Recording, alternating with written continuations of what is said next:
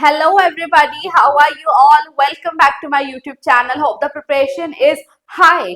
बहुत अच्छे से प्रिपरेशन चल रही है, डे एंड नाइट हम सारे यूनिट्स को कवर कर रहे हैं, लेकिन क्योंकि today is 21st of May, I give you a hint, revision start कर दीजिए. Don't indulge in something that is new, keep on revising. Yes, I'm talking about the students who are going to appear for the upcoming HPSC exam, and also for the students who are going to appear and sit in this NTA NET exam that will take place from 21st of June to 30th of June. Time is less. So without wasting time, let us start with this part 2 of English in India.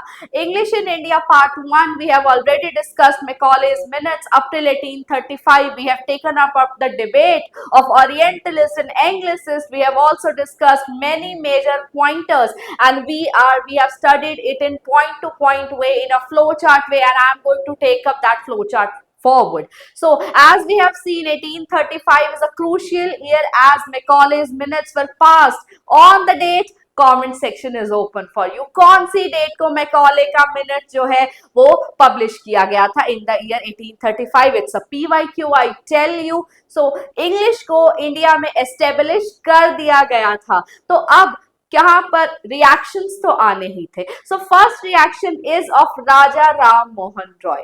राजा राम मोहन रॉय को हम सब जानते हैं, वो एक Indian national है, Indian activist है, लेकिन एक प्रोग्रेसिव पर्सन भी है, जो जानते थे कि अगर इंडिया में इंग्लिश को पढ़ाया जाएगा तो हमारे फ्यूचर प्रोस्पेक्ट्स अच्छे हो जाएंगे. In the commerce section, in the trading section, in the trading, जो ट्रेडिंग का एरिया है, कॉमर्स का एरिया है, हम एक इंटरनेशनल ग्लोब में एंटर कर पाएंगे.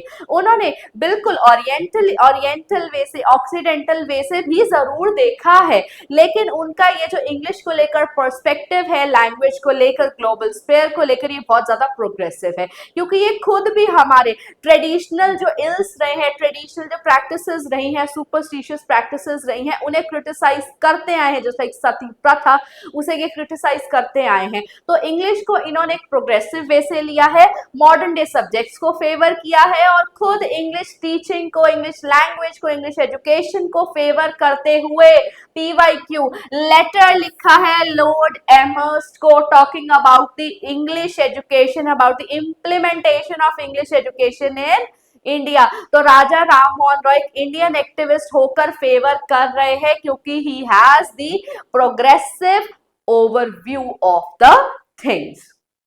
Now, because हम फ्लो चार्ट वे में पढ़ रहे हैं, after 1835 I am going to, इनका रोल बहुत इंपॉर्टेंट है, बहुत इंपॉर्टेंट हो जाता है समझना. So after 1835 I am going to take up the year 1854. Very important year. PYQ है Wood's dispatch, Magna Carta of Indian education बोला जाता है, क्योंकि इंग्लिश को इम्प्लीमेंट तो कर दिया गया कि जी हाँ इंग्लिश पढ़ा दीजिए. कैसे पढ़ाएं, कहाँ पढ़ाएं, कब से स्टार्ट हो, कहाँ पर खत्म हो, क्योंकि एक लैंग्वेज को एलिमिनेट करने के लिए, एक लैंग्वेज को अकोमोडेट करने के लिए एक ईयर नहीं लगता है. बहुत सारी कमीशंस लगते हैं, बहुत सारे थॉट प्रोसेसेस लगते हैं, बहुत सारे एडिशन, सब्सट्रैक्शन, प्रीफिक्सेस, सफिक्सेस, बहुत सारे थॉट्स लगते हैं कि किस तरीके से इंप्लीमेंट किया जाए. तो वुड्स डिस्पैच जो कि 1854 में आया, मैग्ना कार्टा बनकर आया, क्लैरिटी के साथ आया कि कौन से लेवल पर इंग्लिश पढ़ाई जाए. हमने हमारे पेरेंट्स को कहते हुए सुना है that is started studying English right from the class 6th. तो ऐसा कैसे हुआ? वुड्स डिस्पैच का ये जो क्लैरिटी है वो आज हमें समझ में आएगी, क्योंकि right from the time we take birth we are much associated with our mother tongue. हम नहीं समझ सकते हैं बिकॉज हमारे पेरेंट्स भी उतने एजुकेटेड नहीं होते थे उस वक्त. हमारे ग्रैंड पेरेंट्स की मैं बात कर रही हूँ. So in the year 1854 another marker year है, वुड्स डिस्पैच आया है, Magna Carta of Indian education system इसे माना जाता है. तो वुड्स डिस्पैच बेसिकली कहता है कि प्राइमरी स्कूल्स में वर्नाकुलर लैंग्वेज में पढ़ाया जाए, हाई स्कूल्स में Anglo vernacular, English plus vernacular में पढ़ाया जाए, और कॉलेज एंड यूनिवर्सिटी में हमारा इंग्लिश मीडियम ऑफ एजुकेशन होना चाहिए, कि हम इंग्लिश मीडियम में ही इंस्ट्रक्ट करें स्टूडेंट्स को।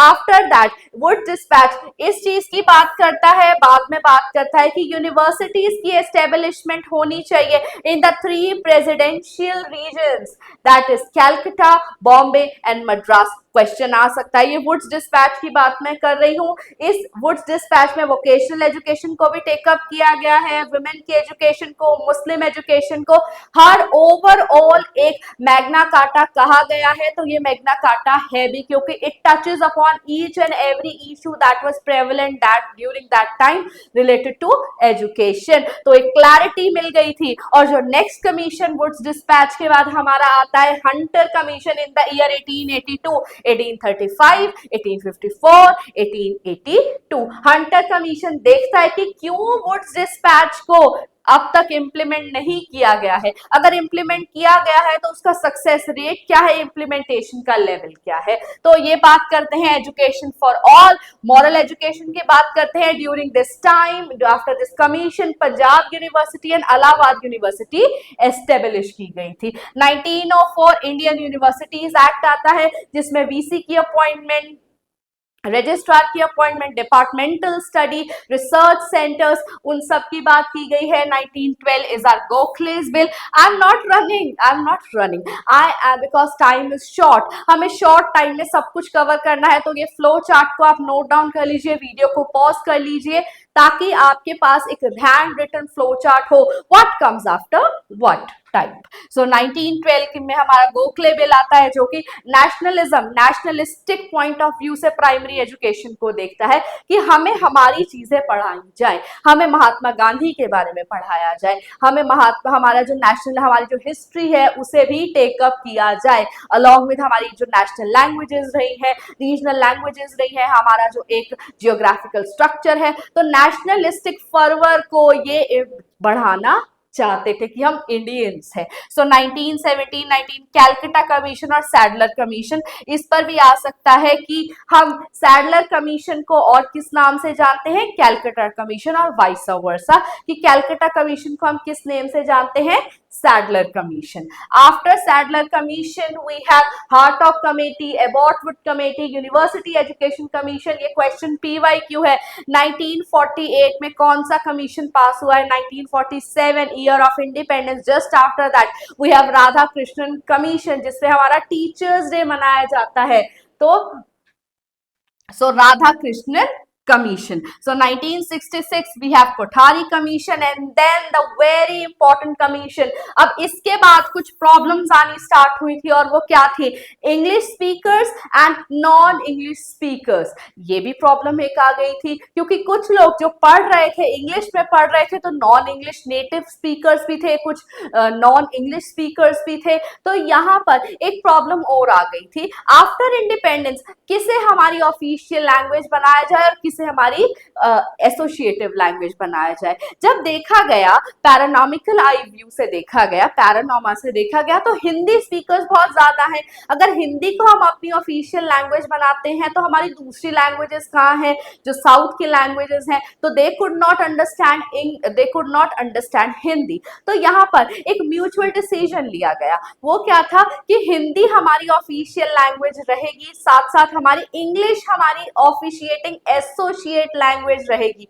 वो क्यों, क्योंकि इंग्लिश एक ऐसी लैंग्वेज थी जिसको हम बात कर सकते हैं टू नॉन नेटिव स्पीकर्स, एक सेम लैंग्वेज के स्पीकर्स ना होकर भी हम इंग्लिश को समझ सकते हैं। अगर हम बंगाल में जाते हैं, डाउन साउथ जाते हैं तो वहां पर भी गो चले जाइए, यहाँ पर हम हिंदी स्पीकर्स भी गो बोलेंगे, वो भी गो बोलेंगे, तो एक लैंग्वेज कनेक्ट एस्टेब्लिश हो जाएगा, बात समझ में आएगी। यहाँ पर एक कॉन्सेप्ट मैं और इंट्रोड्यूस करना चाहूंगी। जब हम ELT की बात करते हैं, इंग्लिश लैंग्वेज टीचिंग की, तो हम एक पिडगिन नाम के कॉन्सेप्ट, एक लिटरेरी टर्म की बात करते हैं। वो क्या होता है, कॉमेंट सेक्शन में बताइएगा।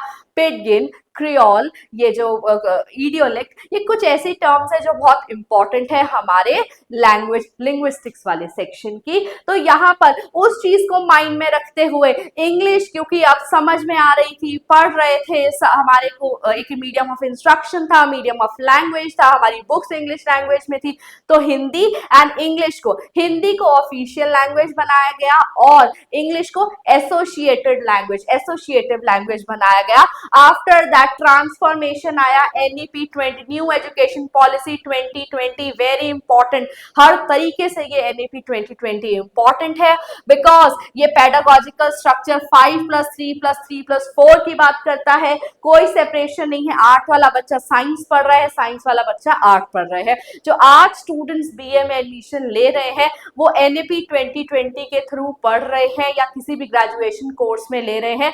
तो ये एक बहुत ही ज्यादा कुलमुलेटिव सा है, बहुत ही ज्यादा एसोसिएटिव है, कोलैबोरेटिव है। आर्ट वाला स्टूडेंट एक साइंस का सब्जेक्ट भी पढ़ सकता है और साइंस वाला आर्ट भी पढ़ सकता है। क्रेडिट बेस्ड स्ट्रक्चर पर ये चल रहा है और वोकेशनल एजुकेशन पर फोकस है। हमारे पास डिग्री है, सर्टिफिकेट है, डिप्लोमा है एंड PhD डिग्री भी है। न्यू असेसमेंट सेंटर ओपन किया गया। इस बार कुछ चांसेस है पेपर नेट एंड HPSC जो भी स्टेट लेवल के PSCs चल रहे हैं उसमें आने के बहुत ज्यादा चांसेस है।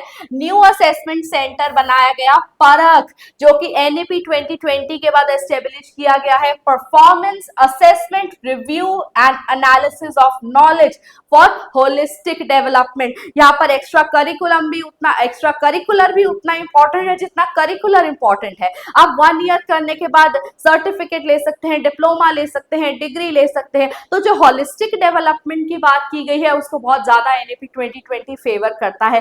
पेपर में जाने से पहले NEP 2020 को डिटेल में जरूर से पढ़ के जाएगा। That's a hint that I am giving you. And इसी वीडियो में ही मैंने कुछ मेजर PYQs भी टेकअप किए हैं, but the next video will be directly oriented towards the major expected questions of English in India. जो कुछ भी मैंने इन लास्ट 2 वीडियोस में पढ़ाया है इसमें से क्या आने के चांसेस हैं on the basis of PYQ, factual बात करेंगे, वो नेक्स्ट वीडियो में हम देखेंगे। So for the time being आप पार्ट 1 एंड पार्ट 2 को विजिट कीजिए। Keep a pen and paper with you, notes बनाइए, राइट डाउन कीजिए, ग्रैब कीजिए, क्रैम कीजिए, अपने माइंड में रखिए। बहुत सब्जेक्टिव है, फैक्चुअल है, मार्क्स कटने नहीं चाहिए। With that, I come to the end of this video, but not to the end of this playlist. Thank you. Have a nice day.